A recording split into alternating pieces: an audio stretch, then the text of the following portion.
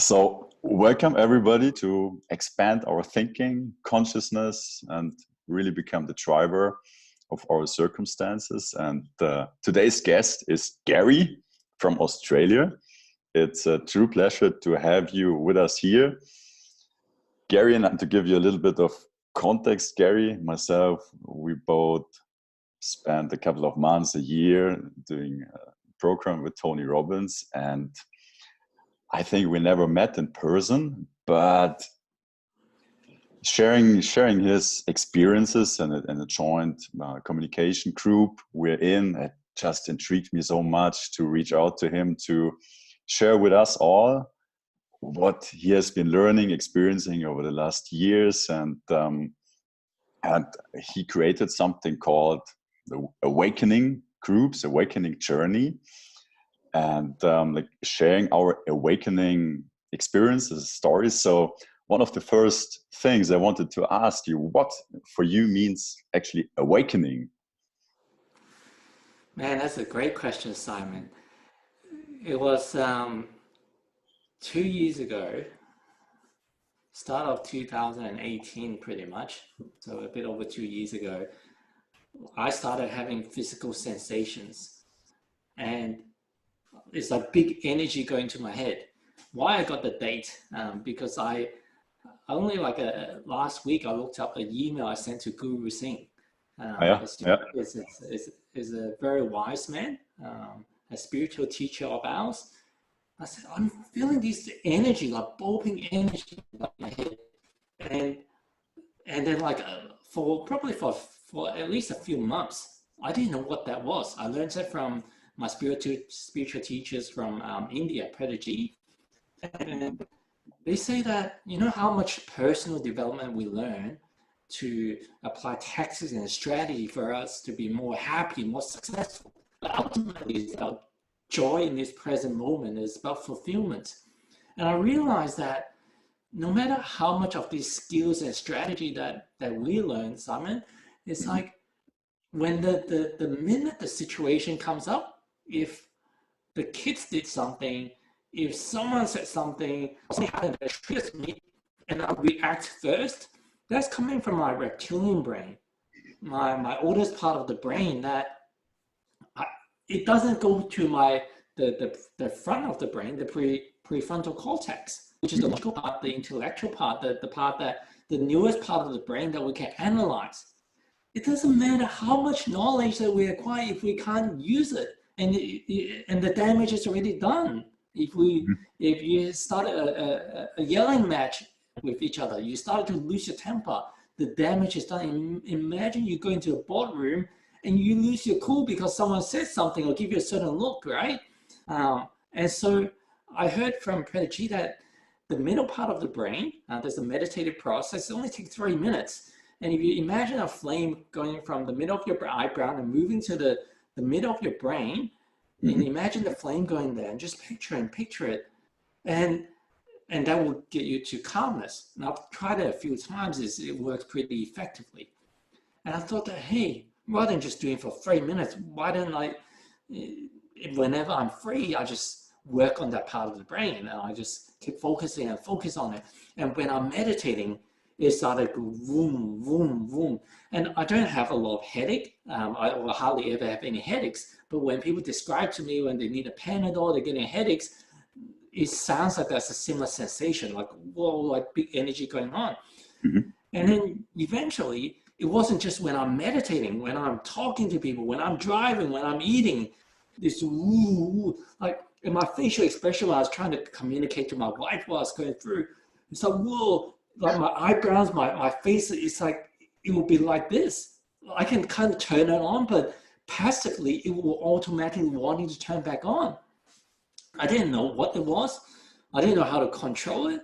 And I ran to, that's before I ran to Master Cole and some other spiritual teachers. And in growing up in the Western society, Western type of education, what do? We ask Google, at least in my age, like Gen X, we ask Google, what is this bulbing energy in my head? There's almost like exploding energy. And then eventually, after reading quite a few posts, I found it talks about Kundalini awakening, spiritual awakening. So, yeah, it described the symptom kind of like me. And then one of the process, it described how you can move the energy around and shift it to different part of the body. And I tried it. Whoa! And I'm actually shifting it. I shifted to the throat, and I can shift to a different area. Oh, so once I'm able to put a frame to it, and I can look up more wisdom. What is spiritual awakening? But since I was able to morph it, it wasn't in my way anymore. I didn't dig any further. But in around August, I was flying from Sydney to Singapore, and the Doctor Strange movie was on.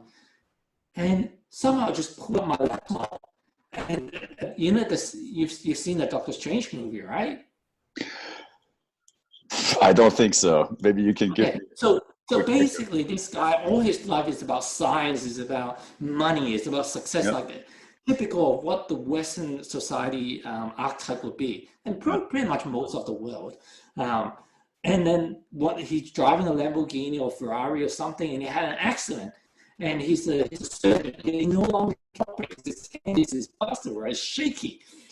And so he heard after surgery, like 15, 30, 20, 30 surgeries after, he still somebody told me to go to Nepal to find this great grandmaster that's able to perform some miracle healing.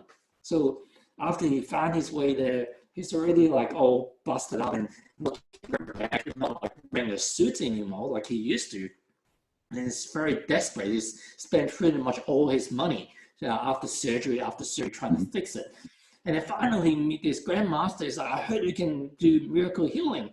And then they started talking about the grandmaster. Yes, we can. We did help that person. It was like, you know about like chakras. Oh, it's like something you buy from a souvenir shop, and they started showing him the meridian. Yeah, I know about that. Like, you don't give me that crap. And then like it started sharing more stuff with him, but he's not believing. And then he says, Dr. Strange, your whole life, you've tried to like see the world beyond, you want to get more knowledge. And you're looking through the world through a keyhole. You always try to expand a little keyhole. The minute that we're trying to tell you there's something more, you reject the whole notion of it. And then from there, you go boom. And then there's a scene like meant to like just went to a different dimension.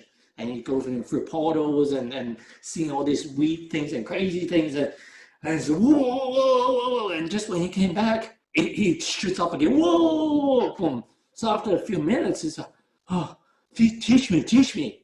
No more convincing required. So the awakening journey, I classify as 3 stages. One is like the Eckhart Tolle, the Byron Katie, the Set Guru. Like suddenly, David Hawkins, like you just wake up, and so from someone that's been usually as a precursor to go through deep suffering, because that's a leverage for us to find a way out. We've had enough. And so through suffering, and the suffering starts suffering, and one day they're like Buddha-like, they're Zen-like. They can see why everything makes sense. They are one with the universe. They're one with everything. And it just happened just like that. He's not going through any courses. He's not reading any books usually. With Byron Katie, she was in pretty much like a hospital, a mental hospital. A cockroach climbed onto her feet. And you go, whoa. And she woke up. I've seen many cockroaches like climbing around my kitchen, and I didn't wake up from that. So maybe I need to put one on my feet, and that would do the trick. I will introduce you to my wife. She's from Mexico. They're everywhere there. So that's the spontaneous awakening. And on the other end of the spectrum, multiple ancient wisdom talks about, especially from 2012 onwards, there's a huge shift of people starting to wake up, almost like popping apart, and they're being more alerted to the reality of this world is beyond the 5 senses. They start to understand more about their thoughts are not their thoughts. Their emotion is not who they are. Their identity is not the complete who they are. There's more to this world than just making money. there's more, even though they don't know what it is. And it's not just from a religion standpoint, there's God, there's Buddha, like they actually, something just click. They just feel that there's something more. And there's almost like there's a yearning that they're going to devote their time either through consuming external knowledge so they can gain an internal wisdom, or internally they just like looking into the bushes, looking into the forest, want to, what is life about? Why am I here? They have a seeker mentality. So that's almost like a progressive, a gradual awakening journey. And then for myself, I'm somewhere in the middle. My progression is like, it feels like it's a big roller coaster, but it wasn't as dramatic as the barricade, as Eckhart Tolle. Even though my external life, most people seeing my life, it's like it's got successful business, got loving family, beautiful friends, and like living in a third world country that is like big house and everything, all the luxury stuff that, well, most of the luxury stuff that you can ask for, the basic human needs. What else is there?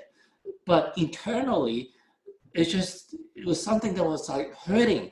And it doesn't matter that whether it was the business or the wife, if something wasn't waking it up, it's almost like the universe wanted to amp it up, and you'll find a leverage to amp it up so that you're getting such a psychological pain, you look for answers, a deeper way to get out.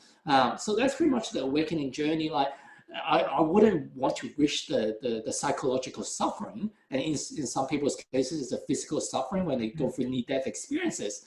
But on the other end of the spectrum, the people that go through near-death experience, as an example, all like majority of them feel the love that they felt is like nothing they have ever experienced. It's a greater level of love, greater than their parents, greater than the lovers, greater than any of the sex they've encountered. It's way beyond that. It's words can't explain it. You have to experience it. So it's almost like once you go through that, life is different.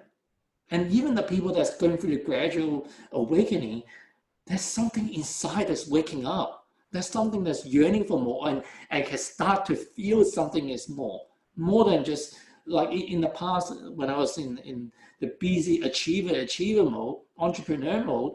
It's like, okay, what can I do now? What can I do now? The moments I get most frustrated is when I'm standing in a queue or if I'm in the traffic jam. There's nothing for me to do because it's like about human doing. And I've been blessed. I've been a master manipulator of the external world to, hey, like good friends and making money and having like a great family. But it's almost like that is an illusion of what happiness is. It's the temporary pleasure. It's not fulfillment. It's not the inner joy. The inner joy of just speaking to you, or even not speaking, and just looking into your eyes, or even if I'm closing my eyes, it's not about what we do. It's about feeling a sense of joy in every single present moment. Wow, that's wonderful. And I'm really curious to hear, like, from what you shared, there was this period where you suddenly exposed to energy, or kind of like you said, you also then practice meditation. And I'm curious to hear, like, how did change your life actually? How was it before, and like, how was it afterwards? Both, like, within you, but then also as a reflection to the outside. Like, did something change in your outside circumstances too? The energy part is not so much, but it was, there's this relationships issues, just psychological suffering. It wasn't something like that there was anything really physically bad in the external world or my relationship, but internally I was in a maze that regardless of the tactical strategy we were learning from Dr. Phil or Gary Chapman love languages, or from Alice Armstrong, all those great teaching, and Tony Robbins, like none of those things are bad or ineffective. But to me, like when I apply those learning, I understand now looking back, I know that if it's almost like if there's the physical pain, it's not like, hey, let me just try to manifest and let it heal. You can, but you may just bleed to death. just get a Band-Aid or let's get some stitches or whatever. There's some things that you use the physical form to work on. So some things that you use language, you use communication, but there's some spiritual challenges unless you go to the core of what created those spiritual challenges, you'll keep surfacing. At least that's my belief, that's my understanding. And learning from Michael Singer or from the Buddhism point of view, it's called samskara. When we're growing up, there may be certain situation as a kid, we interpreted certain events as negative events, and especially in our society, don't cry, don't get upset, don't be angry. We suppress a lot of those things inside, and when they are not healed, they store inside as energy somewhere, and they're still trapped. And sometimes those pain will surface up as physical pain. Very often it does. Even cancer is a form of that I believe. So I believe most people, we've got those emotional dramas or traumas that's trapped inside when we, as a child. And so when I started to deal with it, become more conscious, they say that when you raise your vibration and your frequency to be higher to the light, your shadow stuff got nowhere to hide, and you start to surface up as well. So I believe that's what happened, and it was painful to deal with. It's like, man, I'm doing so much, and again, going back to the human doing, I'm doing so much, I'm learning so much, I'm implementing so much. Why am I still having this trouble? Why me? Why is it so unfair? And as our psyche tends to focus on, like whatever we're unhappy with, is focused on the 10% of the things that we don't have in our life, rather than the 90%. But that's the way that the brain operates, at least until we start to retune it. So that's kind of like the start of the journey. What piqued my interest in wanting to go to the midbrain and activate that part. And then probably like a year ago, I found out there's certain research in some of the US university. They say that if you want to focus on certain parts of the brain, they won't focus on the midbrain for that part of the experiment. But if you want to develop the part of the brain that, let's just say you want to play piano, you want to focus on yourself playing piano, that part of the brain will actually grow. And research would say that it's grown by like 5%, 10%, 15%. So it's almost like taking it to gym. I didn't know that was what I was doing, but it was growing that part of the brain. And then from there, it didn't just self-resolve overnight. Things became more traumatic, and that I had to go even deeper and deeper to say what the hell's going on.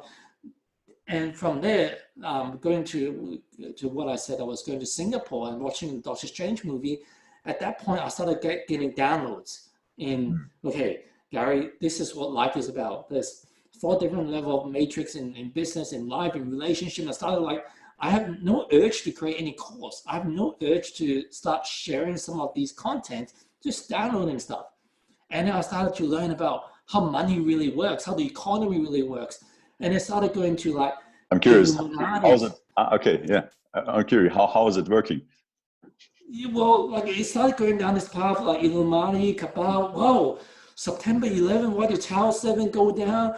And it's like, what? Well, like the war started in Vietnam because of this, Iraq, and then even back in the days of the French War and all these other wars. Whoa! And this evil, apparently evil forces behind controlling it. And then when it got really bad, it's like when I started learning about satanic rituals and sacrificing kids and pedophiles and stuff. And it's like, hey, like I'm all for about like uncertainty was one of my top 3 needs. So I wasn't like I needed to be certain. Like I'm very averse to change. I'm really pro change. But when I started to learn about it got me when I started to talk about Lucifer and Satan. I had no interest in learning any of this stuff. Like it's just all of this stuff just dawned on me like out of nowhere. And I remember I used to have an executive assistant that works with me. Each day she would come in and say, Gary, how are you? So, oh my God, like I'm a completely different person. And I'll be downloading onto her. And then the next day she comes in, oh my God, like again, like I'll be like I'll be watching videos or reading books till like 2, 3 in the morning. I get up at 6 and go back to sleep for an hour and get back up. This is not my lifestyle prior. It's just almost like this frantic mode of just a lot of the videos I'm downloading when I'm sleeping. When my executive assistant was sitting next to me, I was watching YouTube video at up to 16 speed. And not only that, I have sometimes have 2 videos playing at the same time and then reading stuff. And it's not like I'm even comprehending it consciously of everything they're saying. It's just like, I need to Like, download this. it's like And taking everything into your subconscious mind. Huh? Like, yeah, but it got really dark, Simon. Because how could humanity be like that? How could be some people be like that if it is true? Which some of the evidence, whether it's one-sided or either confirmation bias. So I believe that even if they say the truth lies in the middle, even in the middle, that's bad enough. What the hell? I've been asleep all these years, and I thought somebody that doesn't know how to make money, they're working for someone else as an employee. They are in a matrix, they're in the own form of matrix. And suddenly I wake up, dude, all these years I got my head under the blanket. I've been in a matrix that I have no idea about. Like, and then from there, that is another gift. It coupled with the Hong Kong riots, that was something that was very deep home to me, because I grew up in Hong Kong. I was born in yeah. Hong Kong, and you hear about like media controls information and stuff. But like, because I could read Chinese, like if something happened in Iraq and they share in the local information, I don't have access. I can't read the local language. But because I could read Chinese, I could listen to the local language. I know where the websites are, or the forums or telegrams and stuff. I'm reading what the locals are saying. And hearing the Western media is so one-sided. It's so consistent with the main like Fox and CNN and stuff. Oh my gosh. Like the reality, and seeing some of the violence. How could you hit innocent people? This is not like, this is about the people not on the certain side, but they're just innocent. They're getting bashed up. What's going on? But lucky for a lot of the Buddhism, the Taoism, the Byron Katie, like I learned from a lot of these masters. Eckhart Tolle said, Guru, this is all my projection, and they are just a reflection of myself. I need to come to peace with them. Who's to say that even if there are people that's running pedophile rings and stuff, if I was born and walked in every step of their shoe, who's to say I wouldn't have done exactly the same? And from a greater spiritual angle, a lot of the worldly problems, if you look at it from a worldly logical problem mindset, it's very hard to make sense. And we're going to get in depression and WTF a lot of the time. But from a spiritual sense, what if we wanted to experience contrast? In Taoism, it says, if everything is good, nothing is good. If everything is beautiful, nothing is beautiful. So to experience beauty, one way is to look at something beautiful. But another way of looking at beauty is something that you don't find it beautiful, you find it is ugly. Then naturally, you have a greater appreciation, even for the normal stuff you don't think is beautiful or ugly. Suddenly, they've been elevated to be, wow. Even if it's just a rock compared to something you find is disgusting, you go, wow, I'm glad that I'm not looking at a disgusting thing. That rock looks a million times better than that disgusting thing I'm looking at. So from that perspective, I started to, like, I'm thankful for the whole experience of the riots and stuff. I know there's people that actually got hurt, and some people even got killed. So blessings to those people and their families. But from my spiritual journey, I'm glad that it gave me those lessons for me to self-resolve and understand that a greater love, not to love people when it's just easy. Not to say that if someone gives me a punch in the face, I have that ability to love them right away. Byron Katie has, like, she shares stories, someone pulled a gun in front of her, And she's still so calm and just loving. And what do you want? What can I give you? Not out of fear, but out of love on multiple occasions. Um, so, yeah, that's hope that I haven't verbally vomited on you. No. That's absolutely amazing. Thank you for sharing. And I guess I'm like one of the things I'm personally asking myself, and I'm very curious to hear your thoughts on that. It's, do you change the world by changing you, but like being you and the high vibration, being full of compassion, love, for like also accepting the potentially very, very evil sides of society? Or then also, is there something I need to do to face this, to like, you could even take the word to fight against it from a point of compassion and love? But like that's like, you get like one of the possibilities I see, like uh, being myself and peace and love, maybe meditating. And the other thing is like maybe do something, talk about it, confront it, take action. And that's the little thing I'm asking myself, like do they exclude each other? Like, can you do both? Or is the one thing, like to take action, not relevant at all?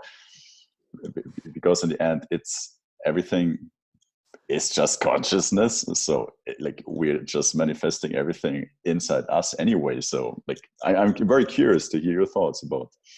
So this is my reality of truth, because everyone's truth is their truth. Mm-hmm. So in everyone's reality, it is their reality. If you think that this world there's no infinite possibility, there's no parallel universe, maybe he's right. Maybe he'll create that for himself. Versus someone else believe that, yeah, we could fly to Mars, a parallel universe, we could travel in time, we could go to the past, we can go to the future. That could be that person's reality. And we don't know 100%, but we do know that if you believe that you can, the possibility opens up. If you don't think it's possible, the possibility are greatly diminished, right? And subsequently, the actions that you take, also, like, you don't think that you're going to get better from an illness, you're not even going to try to fix it or to look for solutions, right? If you don't think you're going to make more money than what you currently are, you're not even going to try. You're not going to spend time thinking about it. What's the point? It's a waste. But if you think that it's possible, from a logical side, at least you'll go out to make it happen. And from my personal experience, one of the things I haven't shared in my awakening journey is more and more synchronicities and miracles start to pop out. It's just like it will have my jaws drop, and I could name one after the next slide. I'll give you 3 particular examples. Yeah, please, yeah. One from really early on, before my whole awakening journey. Like I used to say that if you lose stuff, if you can't find stuff, I teach your kids, just ask the universe for help. And there's this time that we're trying to look for a receipt, and we couldn't find it. We looked everywhere, all logical places is not there. And then I said, okay, ask the universe. And I looked in one of my wife's handbag, which she haven't used for a long, long time. And like it was the first thing I opened my eyes, I was just turn and look at the handbag. And I open it, the receipt is inside. One of the kids must have put it inside. So there's no logical reason. Like it's not like that handbag was obviously got stuff everywhere. And it's just first thing I went to look for it. Probably like early on in my awakening journey, we went to a football stadium in Sydney. We took the kids to watch soccer for the first time. We ended up, the game finished pretty late, like around 10-ish, 10:30. By the time I got to the car, everyone's tired. And then I touched my pocket. Dude, where's my keys? I didn't say to my kids, dude. I said, uh-oh. Like, I've lost the keys. What do? We got to go back. But, hey, let's pray to the universe, like together that we're going to find the key. And I'm going, okay. And And then my older son says, Davis, he said, Dad, what if we can't find it? Hold that. It's logical thought, but if you doubt the universe, like I would deal with it by the time comes, but just put that doubt in, okay? And just went back, tired, I piggyback one of them, go the way back. By the time that pretty much 99.99% of our people already gone from the stadium. So we got back and security guard like let us in. Two of them like I guess came along to help us. There was a position, two places we sat, one before halftime, one after halftime.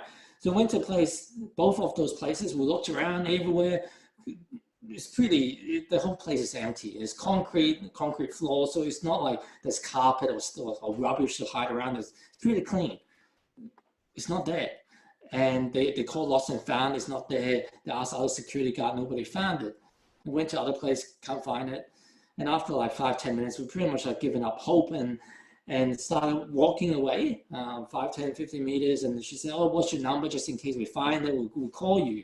And then while I'm giving her my number, and she said, what does the key look like? And I started describing it. And the other guy, there's probably like 2-3 meters, like just slightly behind us, just started turning around. And then walked up around 10 meters and straight to a certain spot and just picked up the key. Is this your key?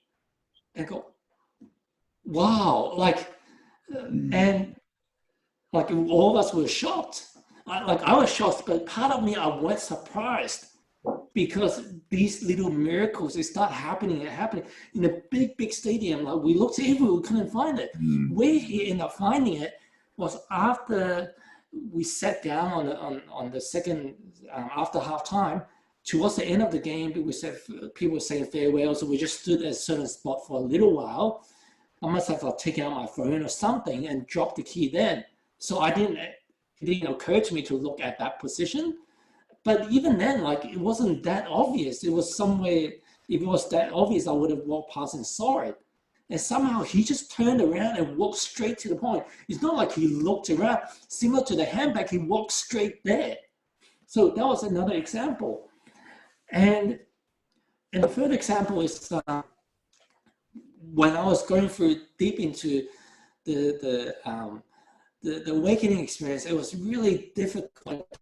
The highest point, the most difficult point that I was facing internally, I was thinking of like taking on my own life and even try to go down that path. But eventually, like I learned that, hey, we all got spirit guides.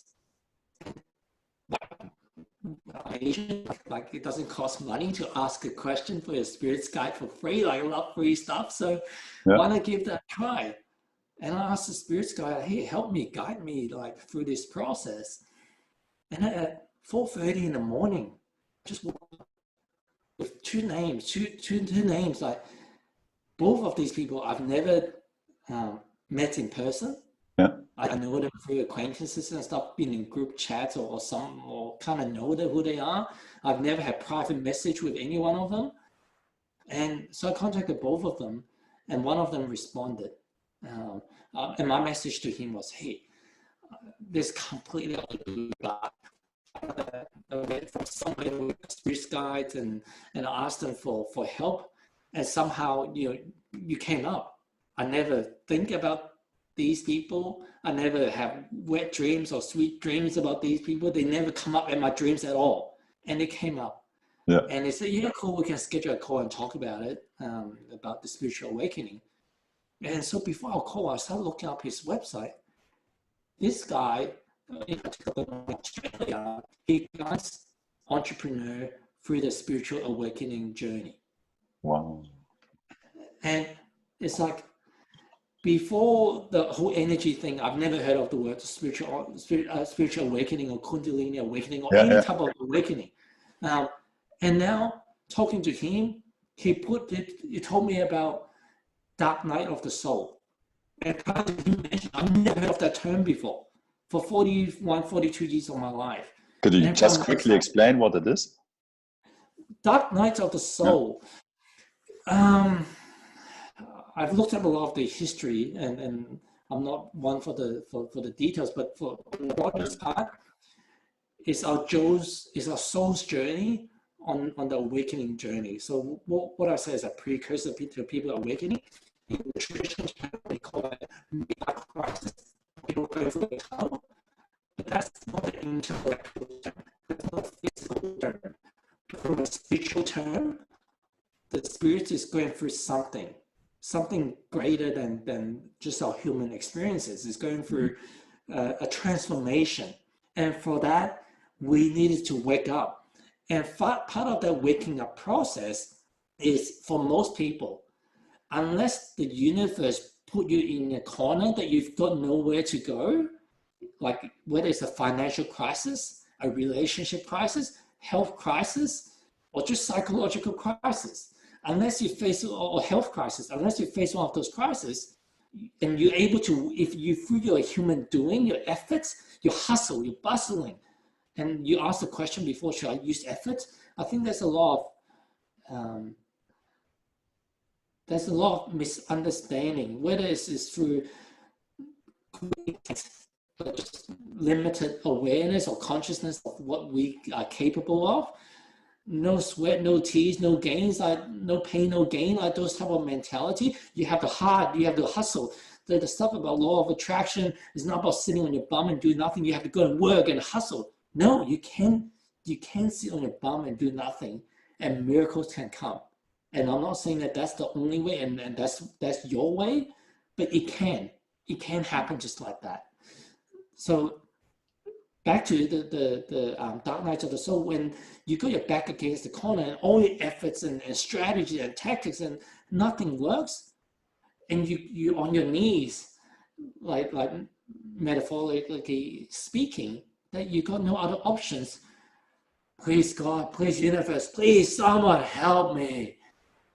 Your sense of identity of I can fix it, I can whistle my way, I can grind my way out, is collapsing before your eyes. And you're so desperate that someone, something, please help me. When you do that, you allow room for miracles to happen. Before you do that, before the universe or before something brings you to your knees, what will you say when you get out? I did it. Gary did it. How magnificent I am, how cool I am, how clever I am, how intelligent I am, how smart, how charming I am. And you think that our ego self, our identity did it. And that will get you locked into the matrix even more, thinking that this is the be all, the end all. But when the universe shows you, similar to the example, the third example I gave you, the divine power is so many times more powerful than you. If you're a salesperson, you can make 100 calls. If you don't have the luck or the universe on your side, you don't have the flow, you can have no success. Same as shooting a basketball or any sport that you play. But when you're in flow with the universe, just making one call, you get a sell. 2 calls, you get a sell. And 3 calls, you've got a sell. I'm sure all of us had those moments in the past when you think deeply about it. And you go, wow, what if life came like that? What if the suffering that we're going through, especially with COVID-19 and the world getting locked down, business and things getting affected, what if it's not the challenge, it's not a problem, but the universe is trying to lead to even a greater plan than what you ever envisioned? So what we perceive as a dark night of a soul is because it's almost as a present, but wrapped in sandpaper with spikes and stuff that when we try to unwrap it, we're getting hurt, so we don't even dare to touch it. But once it's being unwrapped before us, you go, wow. We look back, I hear the people that go through this journey, they wouldn't wish for it for anyone. But all of them says, I'm so grateful that it happened. They wouldn't take it back. Whether it's bankruptcy, whether it's loss of a loved ones, whether it's they lose a limb. These are like traumatic stuff. None of us want to go through it, but because of this psychological pain and sometimes physical pain, it's the phoenix arise. We arise to even a greater version. We start awakening to our soul and our spirit, something so much more beyond who we are. We get a greater sense of joy and greater sense of being, human being, rather than I need to do, I need to achieve, I need to please, I need people to like me. I need to my identity to be a certain fixed way for me to feel love, for me to feel happy. You just feel joy just because. It's amazing to listen to your journey, and I'm curious, like, are there do's and don'ts? Like, does each of us has their own awakening journey? Is it exogenous? Is this something which can be facilitated? Also, what would you give yourself maybe 10, 20 years ago as an advice, if you could, or wouldn't you? Like, One thing that I know that is like through this journey, I've never been spiritual. I never like meditate on a regular basis. Even at the early stage of my spiritual awakening journey, I wasn't meditating on a daily basis. Only probably in the last few months I started like meditating regularly, because I can see what you talked about, Simon. Some big stuff. Relationship health, like through my meditation, my visualization, or through like going to the physics of infinite possibility, and for me to creating my own future, or maybe going to the past and then fixing the past, what it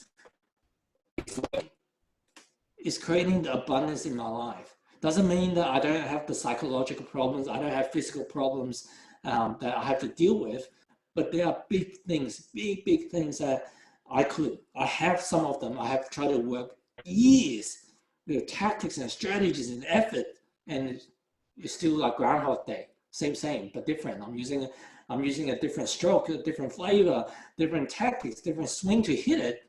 Still, the whole thing is still there. It's almost like swinging those tennis ball strapped to a string. I hit it and it comes out. I hit it, it comes out. I hit it hard, it comes out faster. But now it's like during some of the process, I wake up, where's the tennis ball? It's gone. Like it's just disappeared. And we talk about, can it be that simple? It can be. Some people, like you talk, it's probably easier like to measure health, because health is less variable. Whereas if you talk about making money, especially if you're running a business, so many variables. Sometimes you got investors, customers, economy, sometimes you're in the right industry, and relationship, you got at least one other person to deal with. But health is just you and what you like. You can control what you eat and most of the things, a lot more controllable elements.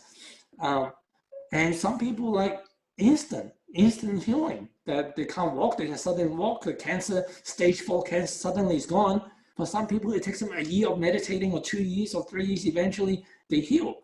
So part of this journey, when I looked in Buddhism, Taoism, many different world religions and shamanism and different practice, I learned about the soul's previous journey, karmic, from a Buddhism standpoint, from a lot of spiritual channeling. They talk about our incarnation in previous planet, older soul, younger soul, why are we here? Some people are here to hold space. Some people are here as light workers. Some people is to play the role of a villain, so that we can get the contrast in life. So that would be our purpose, right? Like here in this. yeah. So you talk about when are we supposed to wake up? I believe we all have a life plan that we follow. One of the things many things I looked at, but one of the things I looked at is numerology. Even though I'm Asian, I'm supposed to be good at maths. I'm not that good at maths, but look at the numbers. I remember Pythagoras' theorem is something they taught in maths, but for Pythagoras, he created this numerology. And how could just certain numbers, like how turn out life, the number of your house, the number on the streets, and like the number of your birthday, the time of your birth, how would that make sense? But when I looked at my own personal profile, wow, that seems pretty accurate. But sometimes with the tarot reading or with horoscope and stuff, it's so generic that it's almost like it applies to everything, right? But the numerology, my family members, it's like I didn't just compare one number. So I looked at least 13 different numbers and what the karmic lessons that we can learn. After looking at a set of numbers and comparing the different family members and compared to my friends, each one of them is so unique, and is at least 80% of them is so reflective of that person, their personality trait, and and understanding that we all got a certain life path that we came here to do, whether it's a healer, as a teacher, as a villain, or some people just to hold space. And so when we wake up, there's also a certain, it's all preset. But at the same time, we got free will. We got free will to navigate if we wanted to change it somehow and wake up earlier, or prolong and wanted to be in the matrix for longer, we could not swallow the red pill and stay sleeping for some time. But if people wanted to wake up sooner, this is my experience. The people that's ready to wake up, it may seem like it's free will, but they're open to it. And I'm sure you experience this.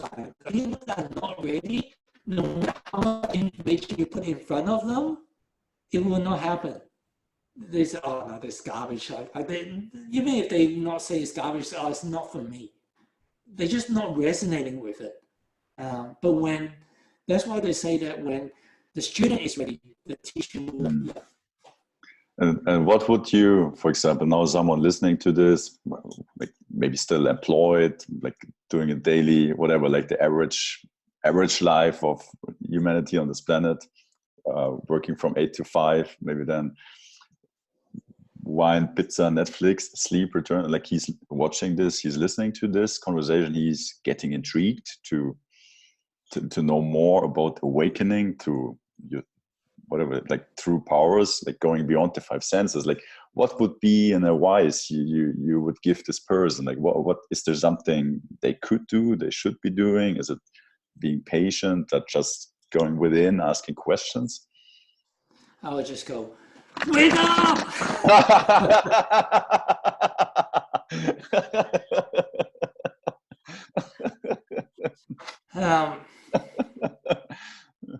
I would say that, geez, how blessed are you? There's no mistake that you're listening or watching this right now. The universe somehow, that you are part of the creator, you are the creator. You created this moment for you to hear this message. Whether it is the first time you're hearing this message, or you've heard something similar, and now it starts to make sense. And you know that when you ask your heart, it's resonating. It's almost like you're feeling goosebumps right now. This is just the beginning, or this is part of the journey. You will find the answers. For each one of you guys will be different. That's the interesting things about this hero's journey. If it's the same journey from the person next to you and the person behind you and the person that's in front of you, it'd be pretty boring, right? The universe designed each one of us to look uniquely different, have different personality for a specific reason. Even each plant, same type of veggies or whatever, same type of flowers, it looks very similar, but each one of them is so unique. Each animal is the same, each rock is the same. At least what comes up naturally. When people cut the diamonds in the same shape, it looks the same, but what's made from the universe is so unique. So you've got your own path to go on. You will find your way home. We've been conditioned, especially in the West, to use our intellectual mind. It's a great gift, this intellectual mind. But now, if you go with the saying, what got you here is not going to get you there. It's time to tap into your heart. And one of the keys in doing that is to have deep breath, conscious breathing. Whenever you remember to breathe, that's a sign of consciousness. When most of the day, for most of us, we're not conscious of our breathing. And we're doing shallow breath. And when you're doing a shallow breath, You're sending a signal to your brain, to your autonomic nervous system, is that standby mode, stress, potentially we need to do work, and it's almost like even though it's doing work, it's almost like a lion is going to come charging at any time. You need to beware. The kids may do something like draw on the wall or scream. Your boss might come and say, hey, how come you haven't met this deadline? Or clients will say, hey, you accidentally sent this email to me by mistake. So these are not real things that happen, but psychologically it feels so real. So I'm just going to silent for and when you breathe, have a deep breath, you're telling your mind that it's okay, it's calm. You're calming the mind. When the mind is calm, it's almost like a walkie-talkie, learning from one of my mentors, Raphael Eisner. You're not busy talking anymore. You got quiet, and you allow room for your higher self to download onto you, whether it's just be. Because remember, when a lot of you guys are probably thinking that, hey, whenever I try to, I've always wanted to meditate, but whenever I try to meditate, all these thoughts keep coming in. Well, who controls your brain? Where does the thought come from? There's another topic, but you are not your thoughts. Your thoughts is almost like your seventh sense. Your thoughts, it comes in, hey, I'm angry. It's almost like you taste the chili. You are not the chili. You're not the chili plant. You're not the chili seed. You're not chili, unless your name is chili. But even that's just an identity, right? You get the picture. But when you allow your thoughts to flow, hey, you need to clean the dishes, or you need to remember to send this email. Let that thought pass. And keep doing the deep breath. You only need like 5 or 6. Even try it now. Take 5 deep breaths. And every time you breathe, I can imagine breathing out the stress, the anxiety, anything that you don't want, let it go. Breathe in love, breathe in joy. Blow the yucky stuff out.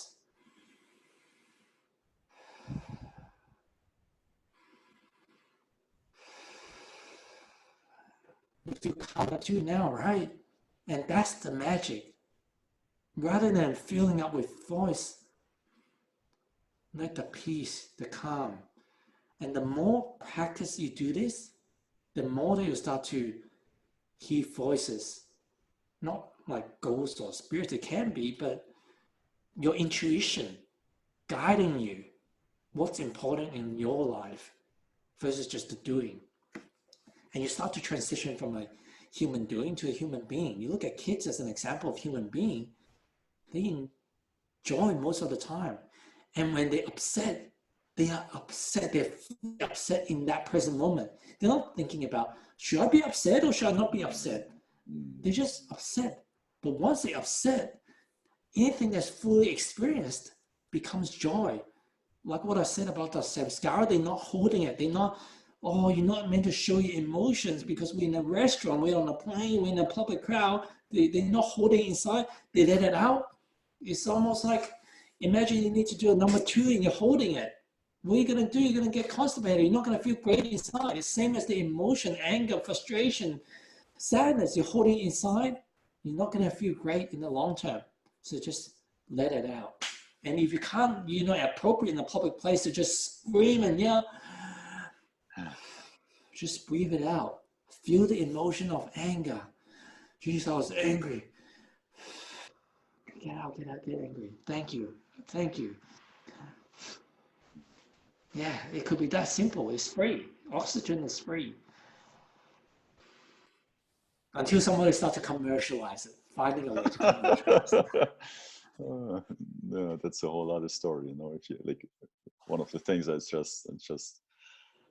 was looking at a little bit, water as a carrier of intention, and how we consume it and convert this water. That's a whole other topic. But thank you so much for sharing this little guidance. When it just talked, I already had goosebumps So I can admit. Um, Very nice. Thank you very much. I know that you've been one of Australia's most successful entrepreneurs, and from what I heard, they call you the Wizard of Oz for entrepreneurs. Like going back to before your awakening and looking at where you are right now. How did your business or business activities possibly change, or how you do things? Like, did something change at all? Like, I'm curious to hear a bit also from that. But then also, like, I know a few other stories about you, that you've been traveling a lot, also that you have a very unconventional approach to educating your kids. And I would really be curious to hear a bit like this transition uh, went, and like what all happened, yeah, over the last like 2 or 3 years. What a great question, Simon, because part of my awakening journey is like, as much as I wanted to continue to download the wisdom from the universe and learn from spiritual texts, like there are practical things in this reality that I need to attend to, like running a business, looking after kids. And it was pretty much deep into 5, 6 months in the awakening journey, not only running multiple businesses. Yeah. 2 weeks before school was about to start, I turned to my wife one day to say, hey, what about we just homeschool them? 2 weeks before school was about to start. And she knows that I don't have the patience for it, and she doesn't have the patience for homeschooling the kids. So we like the idea, but it's not our cup of tea. It's not like we dreamt one day we have time, we would love to just homeschool the kids. No, that was not us. It's like the 5 minutes of teaching the kids, like. And why do you think, like, why did you thought about homeschooling? Like, so once I asked my wife I asked my wife the question. She said, "What do you think? You don't expect me." She said, "You don't expect me to all of a sudden you just put this on me, yeah, and with nothing else on whether we should do it. I've done no research, and it's not something I've been contemplating over. It was a download." wow, yeah, It was a download, a feeling to say, like, that's the path that you should go. And what's a download? It's almost like, hey, maybe we should eat Mexican tonight.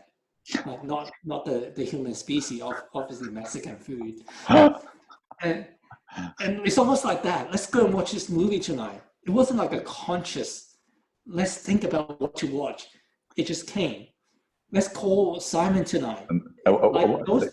I'm curious, like, what's your thought on, like, do we have it all the time, but we actually not aware of it?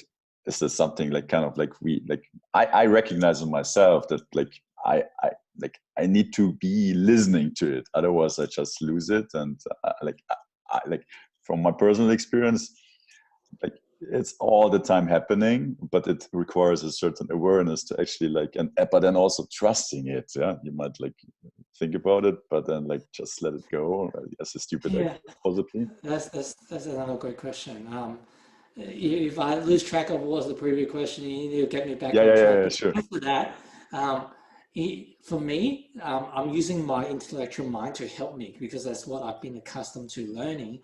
Some people, they say the more that you learn intellectually, because the knowledge, the wisdom is within, the knowledge comes from external. So you're learning knowledge, but it's not wisdom. Wisdom when you know it internally.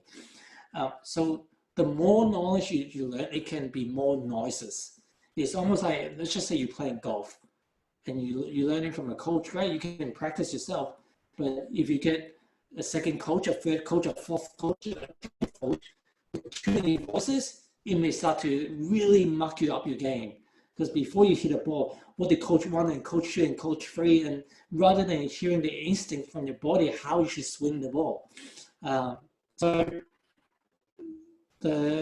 is it the voices? Are we always accessible? I'm still learning about it, but I have a guest on my recent podcast. She shared something with me. It's, you know, right? able to play honest, able to see the future. Well, apparently, they have a clear ability, the ability to hear, the ability to clear sense, the ability to feel, clear constant, or the one I wasn't aware of, is even more. Sometimes just, especially when I'm working with people, I'm helping people, there's just a sense that, hey, I know this is what this person is going through. Like, I don't know how, but I just know. But apparently that's one of what they call a special ability, but we just never given a name. We're going to school. The school never taught us a name. This is an actual ability. Even clairsentient is the feeling, and the feeling is almost like there's something that when you hear about it, whether it's a business idea, whether it's to meet a certain people, your heart just sings, yes, yes. You get excited over, and that's your truth knowing that this is the way. Or muscle testing. Muscle testing, you test something whether it's truth or not. So there's a lot of these abilities that we could tap into, that the spirit or higher self can communicate to us on, or seeing a clock, the 1111, or listening to a certain song on the radio, and it's the message you need to hear. So it comes in many different forms. And the more that people are actually, if we went to a school that taught us these are different signs, different ways that our higher self can communicate to ourselves, then suddenly, whoa, it's communicating to us all the time. And apparently, if you give your spirits permission, just like what I did, ask the spirits guides for help, then they are there to help you a lot more frequently. Because we have free will in this 3D dimension, they don't come in to interfere with our life, at least our daily lives. They just guide us when we need them, when we really need them, but they try not to intervene as much. Does that help with that question? Well, yeah. No, like I don't have an answer to it, so I'm really curious to listen to your share on this. And Yeah. yeah, Now I remember Karen. the other question you talked about, running a business. And again, like, did I just suddenly think about that? I didn't try. There wasn't any effort put towards, let's think about the previous question, and it just came. It just came at the right moment because I was in the present moment answering that question. Throughout the time of answering that question, I wasn't thinking about, okay, I need to get back on track. I hope Simon can remember it. Mm-hmm. It just came, and that's kind of how you flow with the universe. You trust it. And part of the trust is about surrendering and letting go of control, because for most of our life, we've been taught that you need to control. Watch the kids don't go out to the street. Watch the doors are locked. What if you believe something that's greater, that if the universe got our back, the kids will be saved, no thieves will come in. Still, you want to do your due diligence, and if you're being called to lock the doors, then lock the doors. And it's a sensible thing to do. But if you call to say that, you know what, it's going to be okay, you want to unlock it. I'm not advocating anyone to unlock the door, so don't come to me crying and screaming and using. If something breaks into your house, lock the doors. But you know what I mean. That if you trust it, there's so many times that I didn't want to trust, but I was forced to.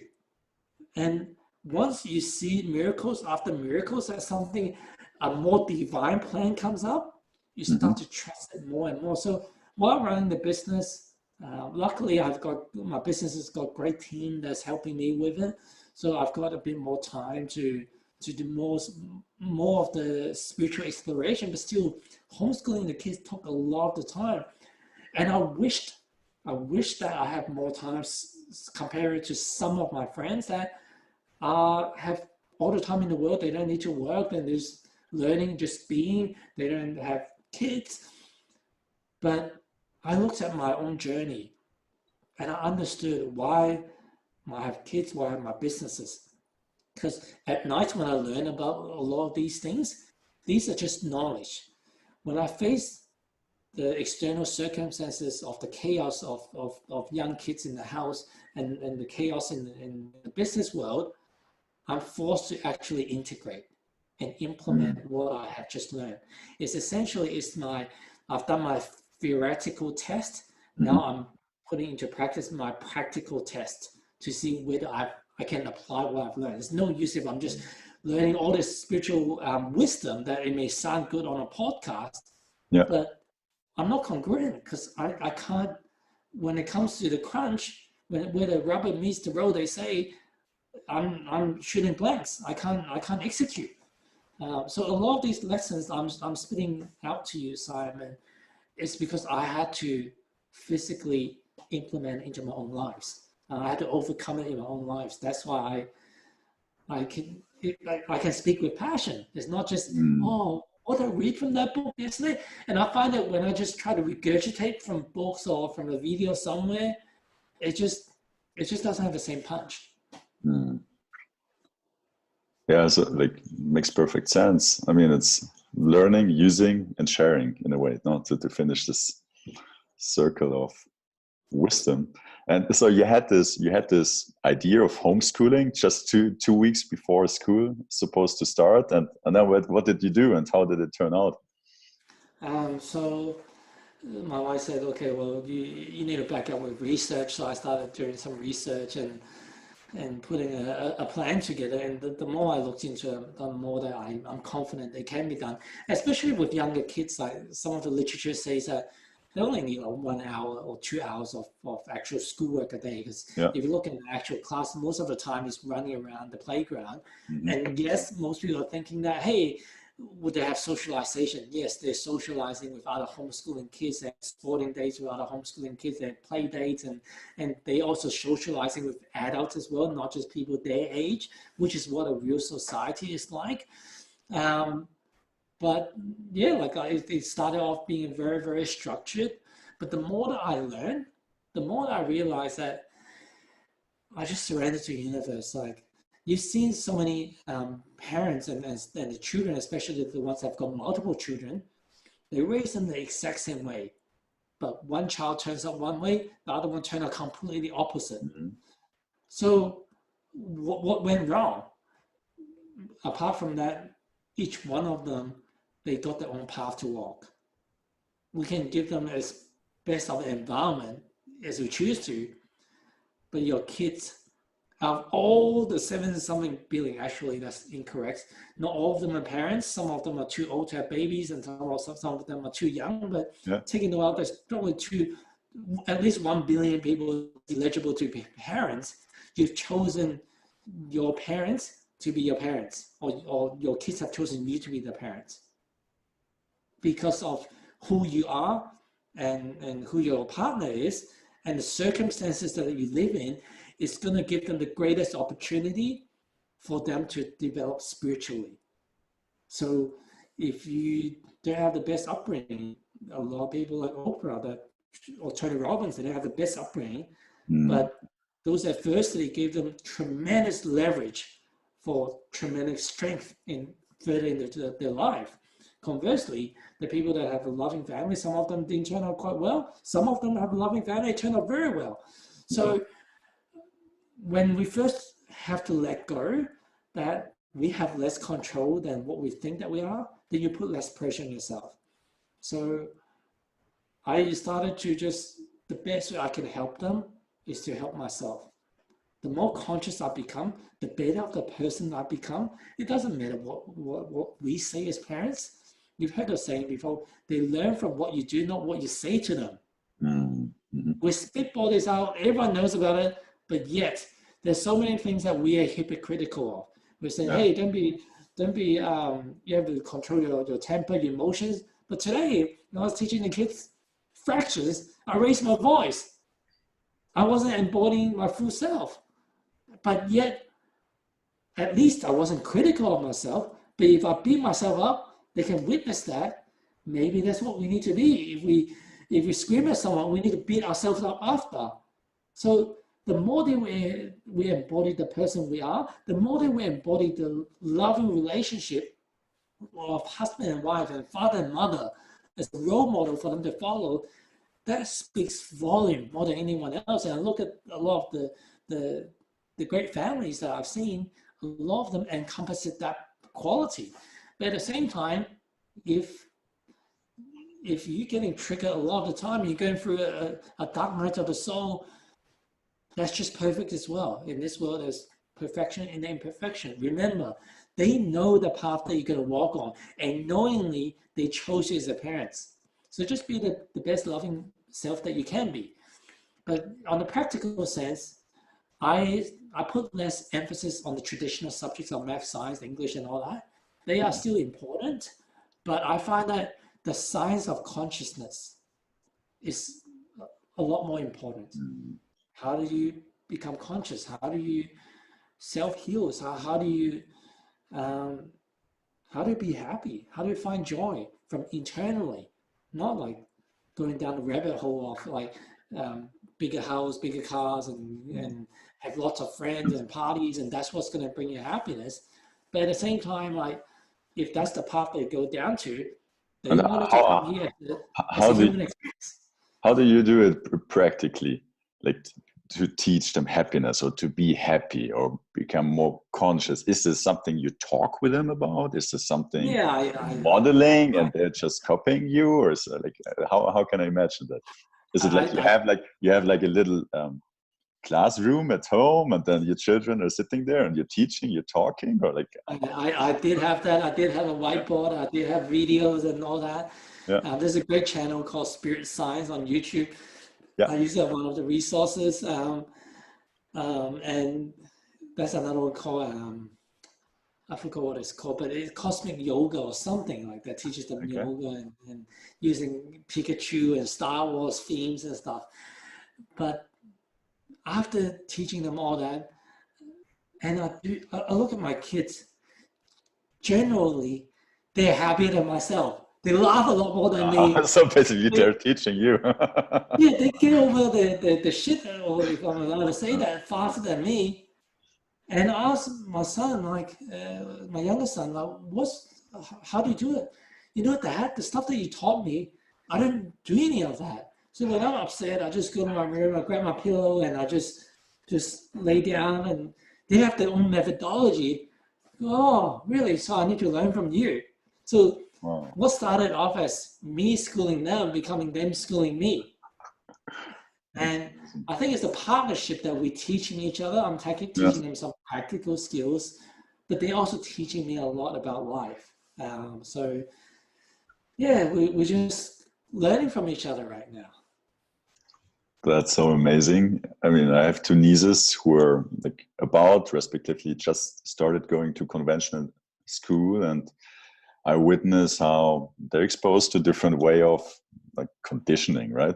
Like a fear of failure, like listening to an authority figure, like not really questioning too much, just like starting to receive information. And I'm curious, like if you look at your children now, and I assume that they might still have friends like going to conventional school, or I don't know, but like, or you might have friends, you know, like children like from like the conventional environment. Like what do you notice in terms of difference, or is there a difference? How like do you see it diverging, like how they see the world and interact? Or I see good in everyone. There's beauty in everyone. So at first, when I got into this homeschooling to unschooling to cosmic schooling, I almost wear it with a badge of honor. It became my identity that my kids are what parents use as a standard identity and a badge of honor. Whatever they couldn't achieve as parents, like if I couldn't play the piano to whatever grades, if my kids can perform at that level or even better than I, it's like, hey, how good are they? They're good at soccer. Look at they're winning awards, or they're such a friendly person. They're such an intelligent person. They're getting A grades. They're getting into big companies. They're starting their own business. But I realized that whatever the journey is perfect. It's like we don't know what the full path is. And some look at us, we went to conventional school and we turned out okay, or at least we're happy with the journey that we've taken. So if that's the path that they've chosen to incarnate and go on, then that's perfect. I believe that my kids, knowingly that they're going to go on this path of unschooling and very unstructured, and weird at times and crazy at times and fun at times, that's what they sign up for. And if one of them decided maybe next year, next month, or next day to say, I want to go back to school, my wife and I would support them, and give them that opportunity as well. So we don't know each day whether they're going to go back to school or they're going to stay this way. My intuition says that they're not going to go back to school. There's a possibility, knowing how money works, knowing how business works, and they may not need to work a whole day in their whole life. Having to work, having to pay taxes is the doctrine that's indoctrinated into us as a given that we have to do that. But you know that if you've been in investment banking and stuff, but if you invest early, invest wisely, there's a possibility just from the compound interest, you don't have to work forever. And I'm not talking about day trading and whatever, but who's to say that you can't just let money grow, or just be a kind person and do stuff for the love, for your passion, and serve humanity. And as if people wouldn't want to take care of you in return and look after you, whether in kind, in giving you stuff, or actually pay you for your service. No, wonderfully said. I know because I have seen the video, and I have heard before about kind of like third eye vision and looking, like seeing without your eyes. I've seen this before on videos, but now I know that your children are practicing that, and I've seen a video from you, so that makes that creates a completely different dimension of credibility for me. And like maybe you can share what this is about, how it works, if that's something innate to each of us, like we need to train it, did we lose it? Like I'm curious to hear a bit more, because we're living like in a society which usually to the majority like restricts what we can perceive to our five senses, right? And so we live in this with this Newtonian physics, I don't know, like also like more like a passenger of our circumstances, and but once you start waking up, and that's why I'm so curious to hear what it actually means in terms of accessing different information. Again, like this is something that I've never looked into until I started awakening, and part of the awakening journey is like I started looking at aliens, UFOs, and among some of these like psychic, like the secret society, they've been training people in psychic ability, remote viewing, to spy on, and these are like some of these are public information now, like from FBI and CIA and the Chinese government. You can find videos and documents and stuff, so it's no longer a secret. But UFO as well, there's well documented, these things exist from the authorities. So when the militaries, the governments are actually seeking, especially kids, on the psychic and empath, and to use they seek empath to communicate with aliens because they don't speak our language, and remote viewing to spy on different like military base and all these other things. Dude, like that, there must be something to it. And obviously there's some videos of people using the healing abilities, and part of the awakening experience, I needed to heal myself on a couple of occasions. One of them, like I had got significant back pain, and I've never used any spiritual healing or energy healing on myself. Yeah. Like I'm not an energy healer. I never even remotely see myself as that. But again, it just got me into this rabbit hole. And 3 o'clock in the morning is after a meditation process, 6 months of constant pain and seeing healers, physio, chiro, acupuncturists, energy workers, kinesiologists, nothing helped. Yeah. But ingrained, again, the inner knowing, I knew that this was my path to learn how to self-heal.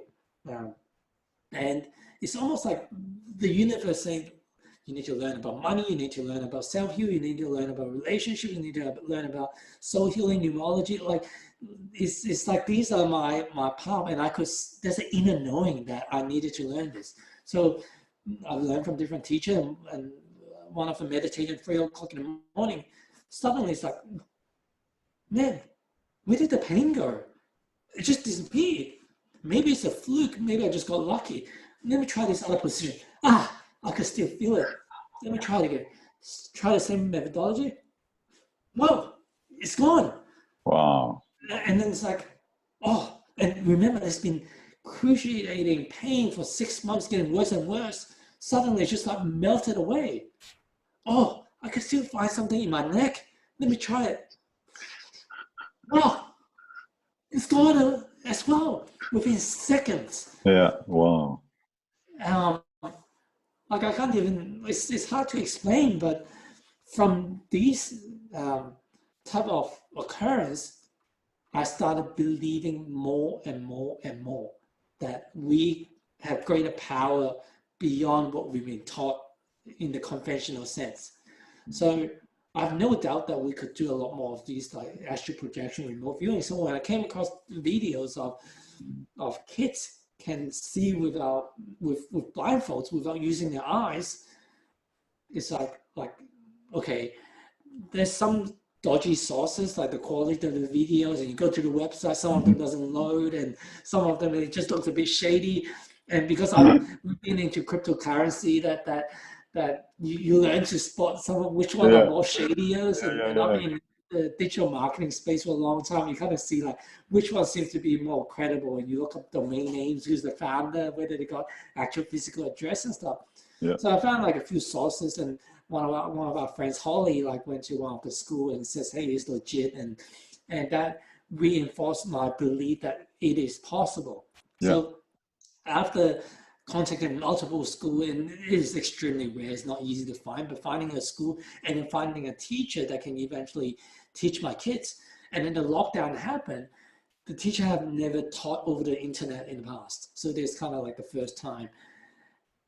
And so this is talking completely blindfolded. They wear something called mindfold, where you can open your eyes within the mindfold, but it's completely black. You can try yourself. You can't see anything. And they started doing it. They started looking at colors. They probably got 1 in 2. And before that, I got another teacher to teach them psychic to read cards and guess certain things Yeah. and move objects and stuff. They got a degree of success and they did better than myself. But it wasn't like if they would guess the card, the highest probability they get, if there's 4 cards, be like around 25, 30%, but not like a 50, 60, a significant statistical significant ratio. Yeah. But they started showing colors for the first 3 minutes, maybe they're getting like 1 in 3 or something. But after 5 minutes, they're getting like around 75% hit rate. We're talking about your children right now? Yeah, my kids, like with the blindfold on, they're showing the colors over the internet, like holding a certain cardboard at 75% hit rate. And then they start reading numbers and letters within the same session. And the percentage started going up higher and higher. Eventually, they started reading a book within minutes of them starting their training. Within half an hour of them reading a book blindfolded. Like my jaws just dropped. I was busy filming it because like I've seen so many of these videos. I believed it already. But seeing them next to you, I was busy peeking like, I'm holding the camera. I said, are there any gaps? And I said, maybe there's a small gap. Hey, move your blindfold. Just make sure it's covered up. You're not seeing through the gaps. How are you seeing this? Turning their heads.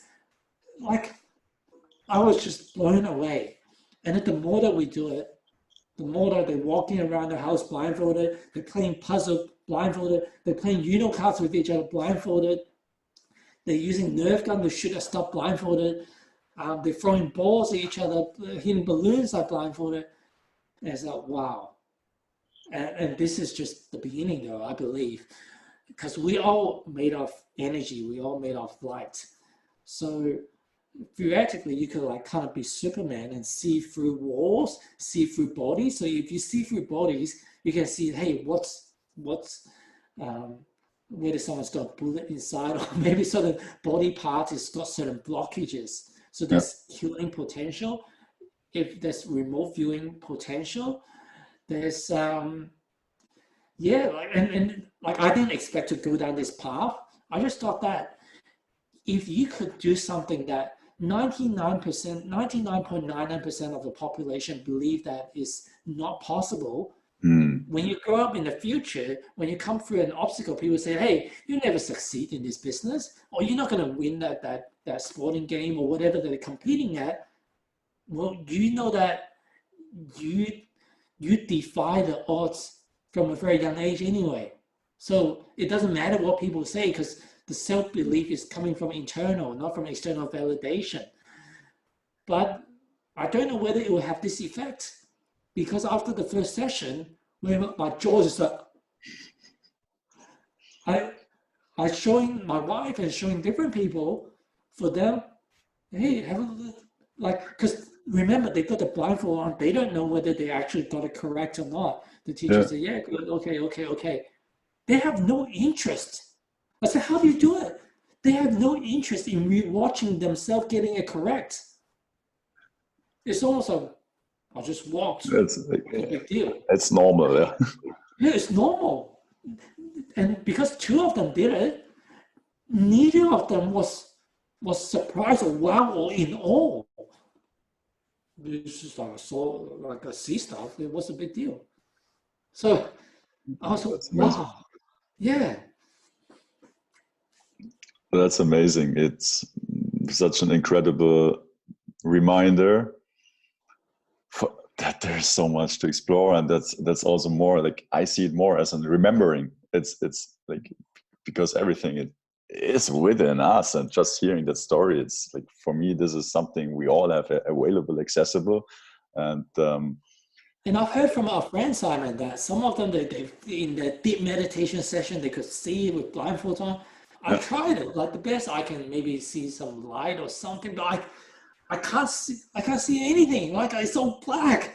Yeah. So yeah, like they say that before the kids turn 12, 13, or 14, the older they become, there's something that happens to them physically, and also the society conditioning. Yeah, it makes it harder for them to learn, because a lot of the limiting belief sets in. Yeah, well, man, like, Gary, that was an amazing conversation, and I guess we could continue talking for a while. There's so much to explore and to hear, but I know I also want to be grateful for your time and appreciative for your time. So, and yeah, is there something you would like to share with the world besides the amazing insights and wisdom you already did? And I'm just glad that for your audience, they actually found you and found your podcast, because, and before I created the group that you talked about, yeah, and starting at least with my friend, after my first one or two friends through this journey, it was so alone. And some of you guys may have felt that before you came across this podcast. I didn't have the terminology to even search for this information. I didn't even know such information exists. I didn't even know there's such a thing that I was going through. And some of you guys may have thought that you're going crazy, at least internally.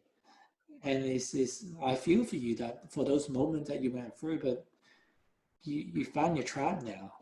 And you find the podcast, you find Simon, and just keep tuning into the podcast. Because more and more people are awakening, and the more that you learn, the more that you understand, wow, I found my family, and I'm finding myself. I'm finding my way home now.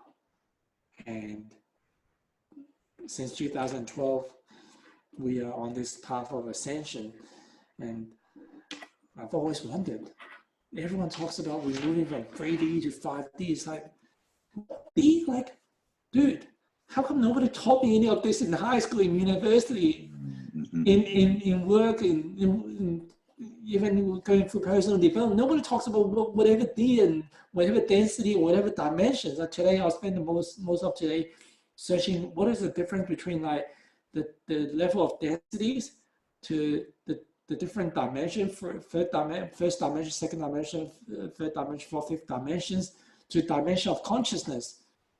People are using different terminology, like, but whatever terminology, I didn't even hear about 3D, 4D, 5D. Well, what the hell? Like, most of these stuff that we learn, what's the difference between spirit and soul? Why are we here on this planet? How did we came into existence? These are not taught.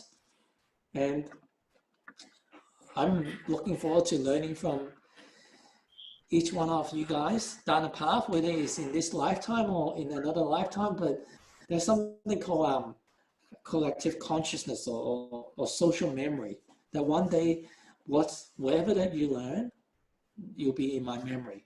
And whatever in your memory, it's just like the ants colony, the bees colony, we all share knowledge, we're all going to act as one. It is in my belief that it will happen within our lifetime. It's possible to happen within our lifetime. And I look forward to that day and learning the adventures that you've gone on and what you've learned. If you want, reach out to me, and love to hear about your journey and how you've benefited from this session. Always love to hear from other awakening people as well. So thank you for this opportunity to my journey, Simon. I'm very grateful for the work that you do and sharing more consciousness to this planet. Thank you very much, Gary. And you yourself run a podcast, so I will make sure that everybody gets the information, the link, and can check your amazing content. And yeah, it gets inspired by what you share with the world. And like, we'll put all the information available to find out more about you and what you're doing, and also reference the things we spoke about today, so that everybody can access those information. Thank you very much, Gary. Sending love to you, Simon, and to everyone else.